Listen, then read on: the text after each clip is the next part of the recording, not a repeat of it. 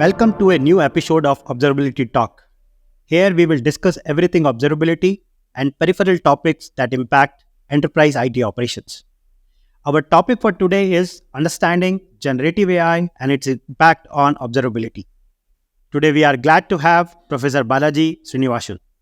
Dr. Balaji is a professor at IIT Madras in Wadhwani School of Data Science and AI. With a BTech from IIT Madras, MS from Purdue University, and a PhD from Stanford University, Dr. Srinivasan brings a wealth of academic expertise.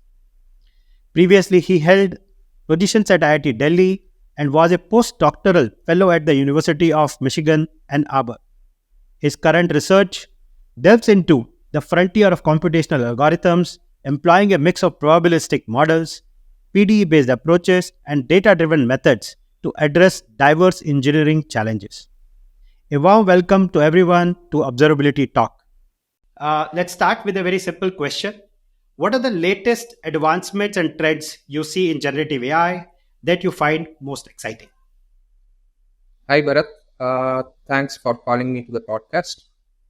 So coming to your question about the latest advancements and trends in Gen AI. So, of course, Gen AI really became hot after ChatGPT. So, somewhere November 2022, I guess. So, last year and a half has seen a lot of developments. Of course, generative AI is older than that. But amongst the latest developments, if you come to technical advancements, the most exciting trends have been the idea of multimodal models, which is models that can take text, they can take video, they can take audio, they can take pictures. So, of course, amongst this, you would have seen just a few days ago, we had Sora from OpenAI, which is the video generative model. Then Gemini Pro has been coming up with really good stuff. Their video models are also exceedingly good. So these were kind of unimaginable just a year and a half ago, and it's really exciting to see all these things come up because that makes so many more applications possible downstream, and it looks like this is really accelerating. So that I would pin as the most exciting thing. Apart from that, we have what I would call standard engineering developments, but they're exciting because in AI they happen at about 10x or 100x the speed that they normally happen anywhere else. So one really good development has been increased democratization, more and more open source models. This of course helps enterprise development, and generally whether it was transformers or anything else, part of the reason AI has developed so fast is because all of us had the tools, both hardware as well as the software tools, at least in their incipient sort of nascent form. In fact, Google also, amongst the Gemini suite, came up with Gemma just yesterday.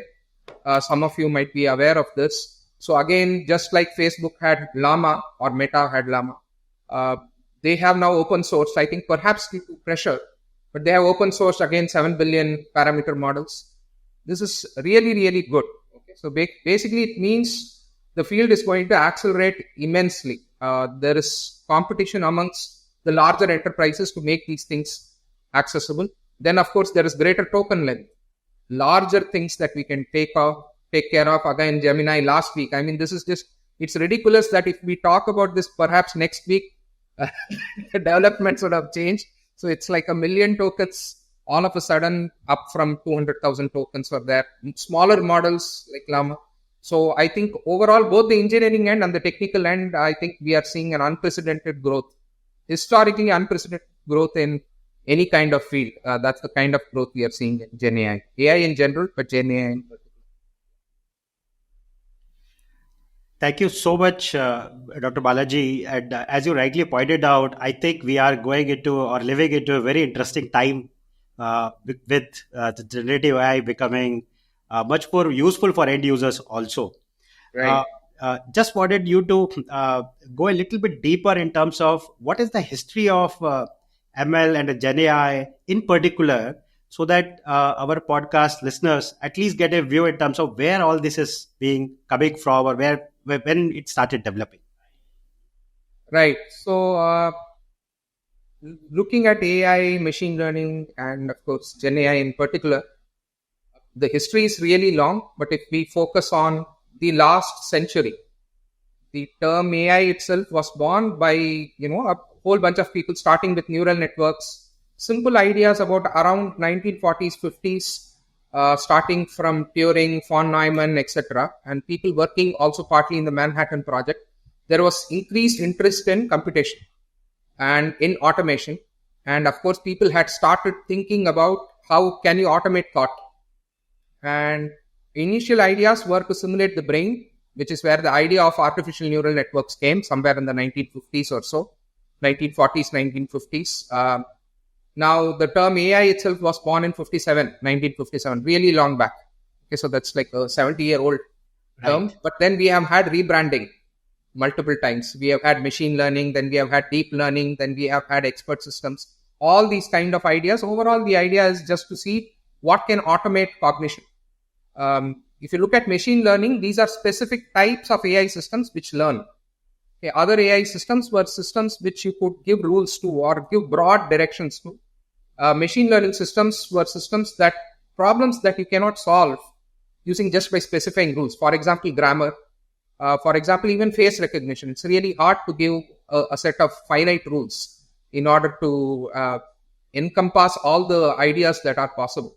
So that's where machine learning took off. If you look at, so there was slow development, then ups and downs, the usual peaks and troughs, cycles were there till I would say around a decade ago, around 2012. Then we had these convolutional neural networks and started by Hinton and lots of pioneers of the field. And then AI took off, or deep learning in the terminology from there, machine learning / deep learning took off. The sort of seeds of GenAI were laid a long time ago. I'll maybe briefly just talk about it technically shortly. But 2014, we had these things called generative adversarial networks by Goodfellow. There's a famous book by him from is from MIT then. So this generative adversarial networks were the first picture generators. Really surprising things came out of that. So often what surprises people in the field, including myself and of course the pioneers, is that it seems to give more than what you have put in. You seem to give in very few rules, but what comes out is far more sophisticated. So this search, then finally, of course, we had ChatGPT. There were two schools that felt that just this kind of simple approach, which I will tell you shortly, could not possibly capture the complexity of human language, whereas some people put the bet that simple statistical ML approaches can capture the complexities of language and images and creativity, etc. And at least temporarily, the other school, which says that simple rules are sufficient to produce such complexity, seems to have won over. I think almost nobody can deny the efficacy of these systems over the last year and a half. Coming to this simple idea, the idea is mathematically, if you'll excuse me, I'll just talk about this just for a few minutes mathematically. But the simple idea, if you see the sun outside right now, and I ask you, what do you think the chances that it will rain over the next 30 minutes? You would probably pick a number which is really low. You might even say it's impossible by looking at the clouds, etc. Now, in probabilistic language, you would simply say probability of rain, given that there is sun right now, is very low. Now, it turns out, if I can change such probabilities, or in generative AI, you start looking at, if we look at, let's say, language models, the fundamental idea that generates it is, if I can assign a probability to every sentence, then I can predict sentences really, really long. So this is like a very simple idea. In fact, it's at the heart of generative AI. If I can tell you the probability of a bunch of pixels, then I can generate any image. Right. Okay, so this is a very simple idea. So now this idea, if you break it down to even simpler ideas, it is, if I can just predict the probability of the next word. Okay, so suppose I make up a sentence, today is a good, and somebody might say day. That's the most probable next word which exists. Now, if you can continue this indefinitely, you basically have generative AI. So like I said, it seems impossible, or at least implausible, that you can generate really complex things using this just next word or next token prediction or next pixel prediction, which is basically what image generators and video generators are doing. Just predicting one small thing and doing it continuously. But we have a history of this even in, let's say, physics.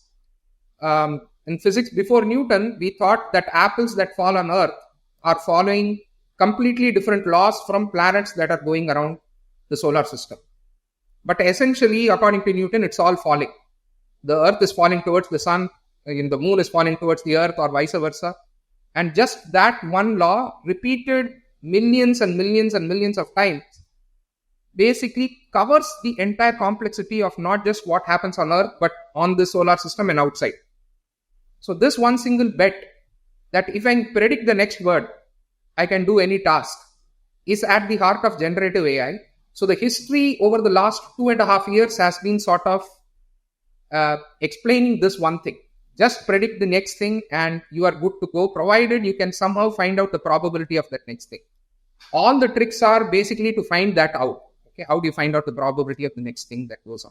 So that's at the heart of Gen AI. So I think the future is very, very promising, because if a simple idea works out and it scales really well, that's at the heart of it. The fact is, if you have a simple enough idea, it can be made to scale computationally. And that's what OpenAI and other companies have bet on, and that has played out. No, very, very interesting way of explaining Gen AI in a very simple manner. Thank you so much.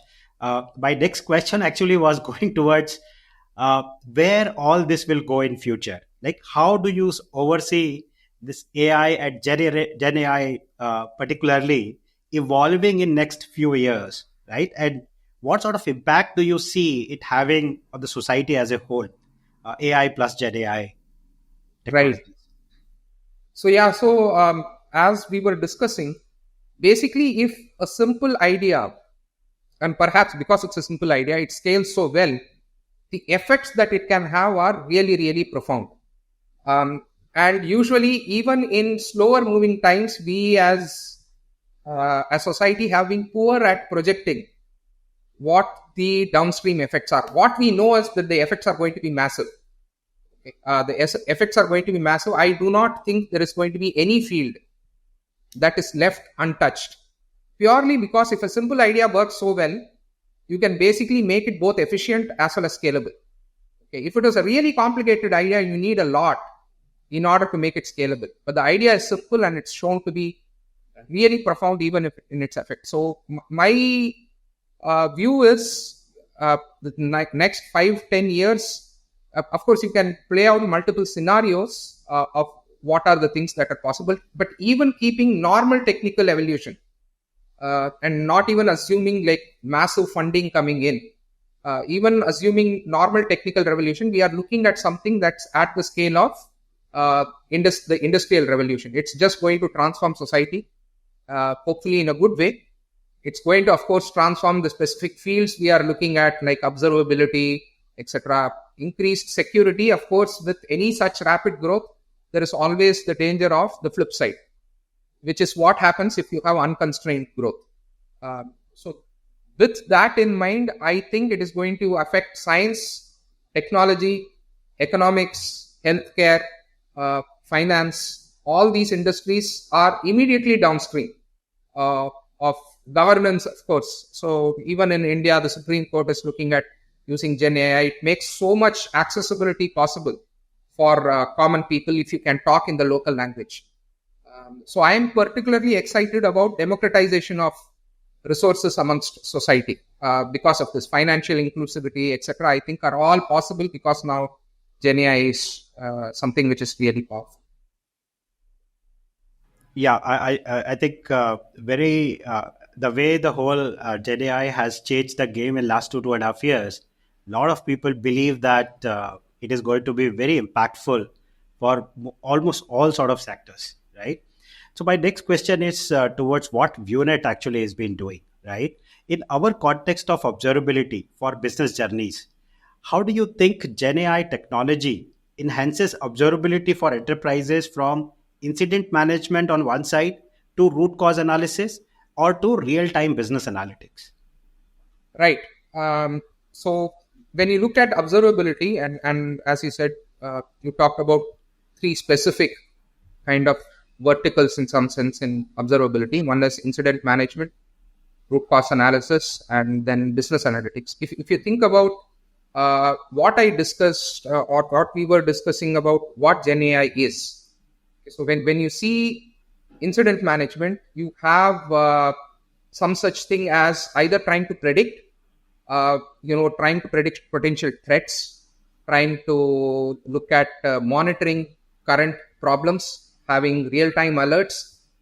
Now, the fundamental technology that will underlie this is trying to predict the probability of a certain event happening.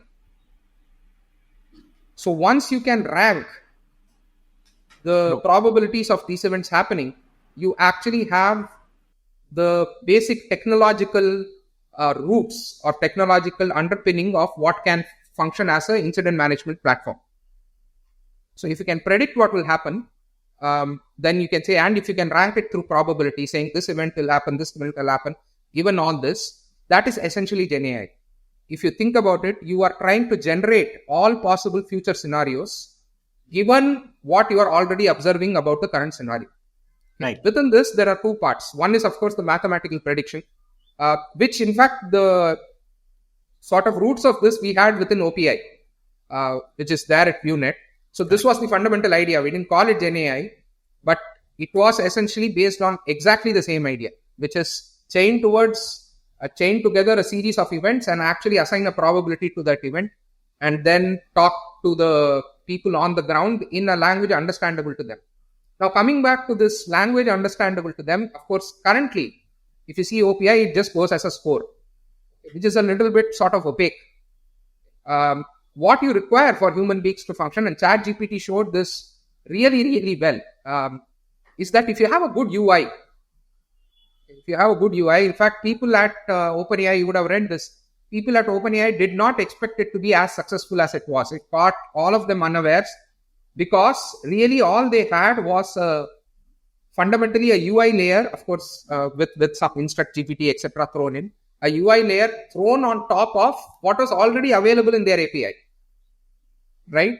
So now, similarly for OPI or things like that, when you have an incident management system, when you throw a UI which either people can query, or it throws up reports, which I believe VuNet is already doing in a human readable format. You have dashboards, which is the other portion of GenAI, which we also can do, which is trying to throw up images which are representative of what is going on in the system. So if you see, GenAI has both these layers, in some sense dealing with numbers or dealing with events, and then dealing with the human interface, which makes this thing far more accessible. Similarly, if you look at RCA, root cause analysis is essentially prediction in reverse. It is still trying to assign probability of a past series of events which should have led to what has come right now. It is again GenAI, but it's just reverse GenAI, or you do multiple simulations, agent simulations, and try and map the probability of, if this was the sequence of events that led here, how do I trace it back in the past and identify the most probable root cause.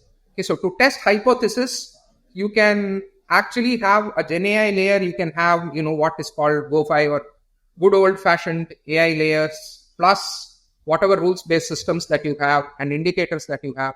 These can put together, what really happened in the system.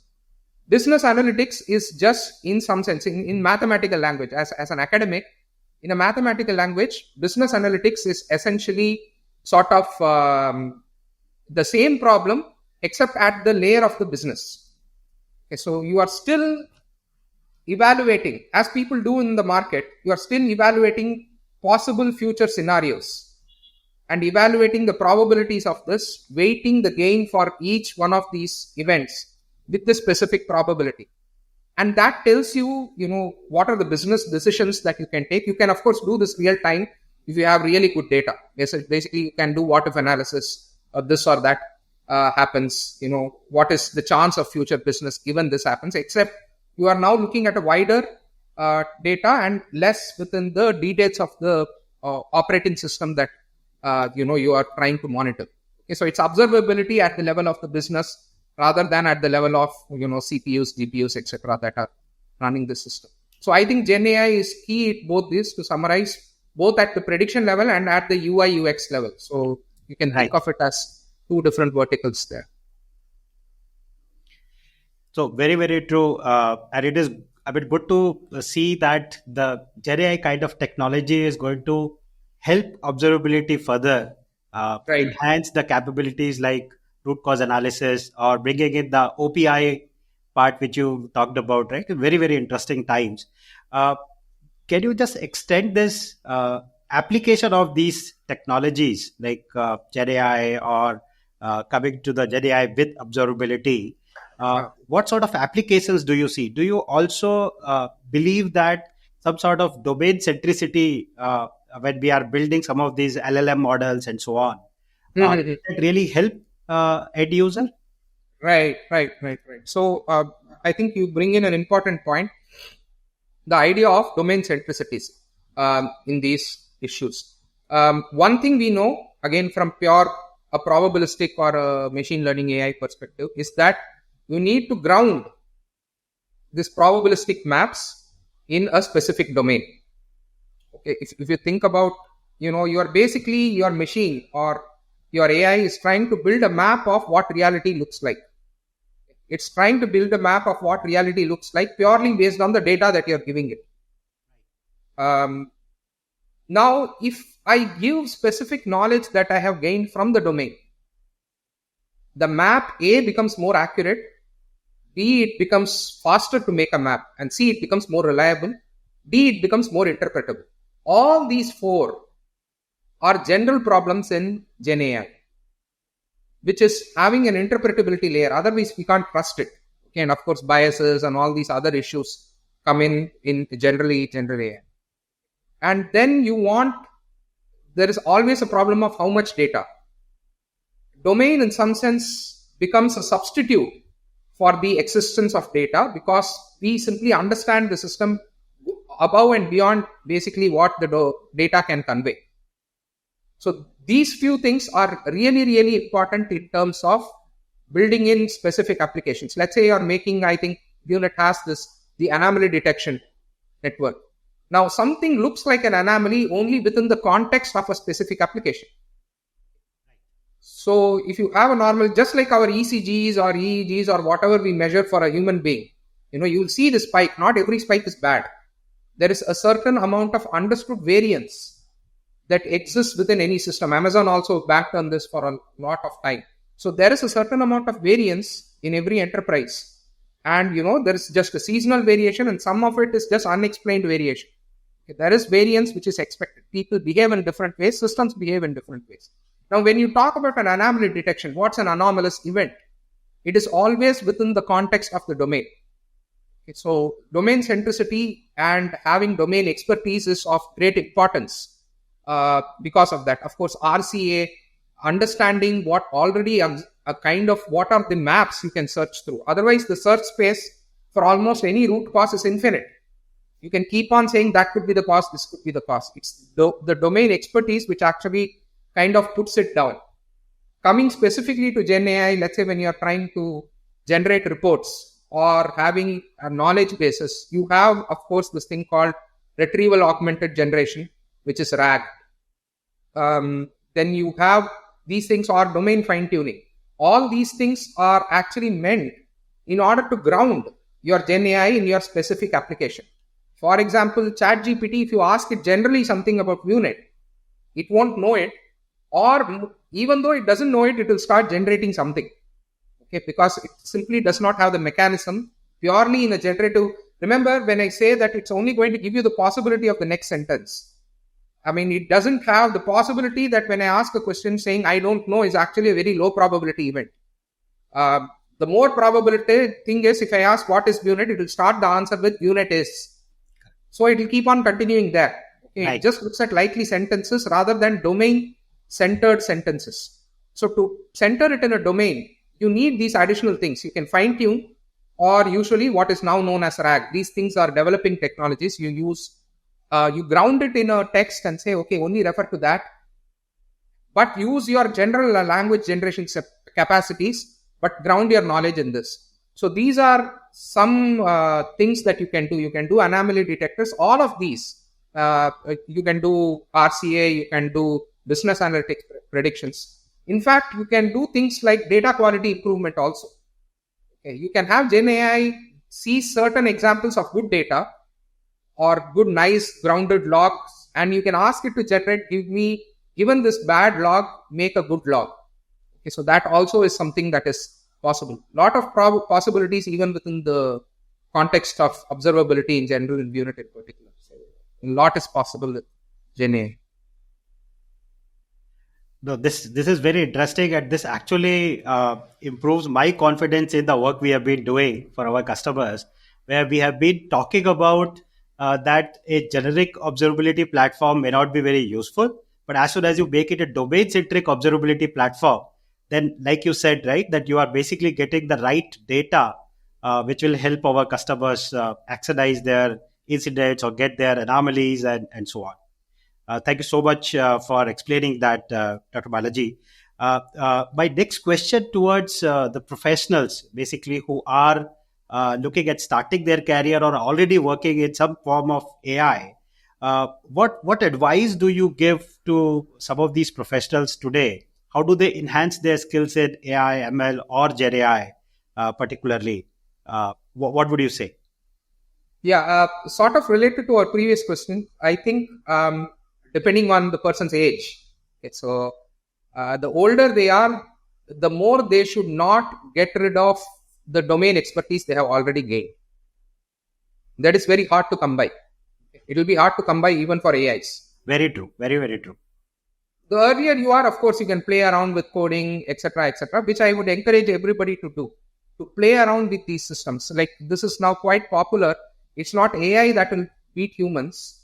It is an AI-enabled human who's going to beat other enterprises who are not trying to use AI. Okay, so basically it is AI plus human. Kasparov also talked about this a long time back. He has this version of chess where a human plus a machine. So you can actually take a mediocre human and a mediocre machine and pretty much beat either an expert machine or an expert human. Okay, so it's the process of how you interact with AI that tends to actually give you extra leg up both in your career and as an enterprise. So I would encourage everybody to play with these systems at various levels. If you see the system as a car, you don't necessarily always have to become a car designer or a car engineer or a car mechanic in order to use a car. The purpose of the car is to get somewhere, right? So if you just you need to know where you want to go with this. Some people are so excited about the technology, like me. We are long-term academics. So we want to break this open and see what's going on. That's my job. But not everybody needs to do that, right? So, but everybody should use it. Okay, so an old lady with a car will beat Usain Bolt. Okay, so it doesn't matter who you are, how smart you are. You do need to use these systems because they just are phenomenal in terms of how much they know, how much data has been stored within them in a compact form. Okay, what access you have everywhere. So everybody should definitely play with them. Be generally aware of what is going on. It's impossible even for academics to keep up with developments. Like I said, weekly advancement is far more than what was there in decades in other systems. Try to use it as much as possible. Try to think about, in fact, I think future-proofing yourself in terms of thinking about what is it that I do today that can be automated away by GenAI is something everybody should think seriously about. Not in terms of fear, but it tells you what the next level technology is. Because then you can work at that layer. And you can also skill yourself at that layer. Material is humongous now. Almost anything we want to learn about is available for free and in abundance. So, yeah, I think it's exciting times. Rather than being afraid of it, it is actually a good idea to be fascinated by the field and see how much you can use it in the current field you are in, especially if you are older. Okay, if you think about it as an assistance, I think it functions better and actually get more career, leg up also. No, you were very right when you said that it has democratized the field. In fact, my teenage kid had Ah, started using ChatGPT to get certain answers, right, or correct, try to learn more. So correct. so that way, like you said, right, it should be treated as an assistant who will Yes, take you to the next level, right? yes. Thank you so much, Dr. Balaji, for spending so much time with us today. It was very insightful to learn the history of GenAI, then what exactly it is going to be in next future, and then a little bit about getting into how it basically helps on the observability side of things. We thank you for your time so much. Thank you Uh, very much for Thank having you me. for joining us at Observability Talk. Please subscribe and rate us wherever you listen to your podcast. Also, if you think someone will find this purposeful, insightful, please share it with them. For more information, please visit us at www.vunetsystems.com. Thank you.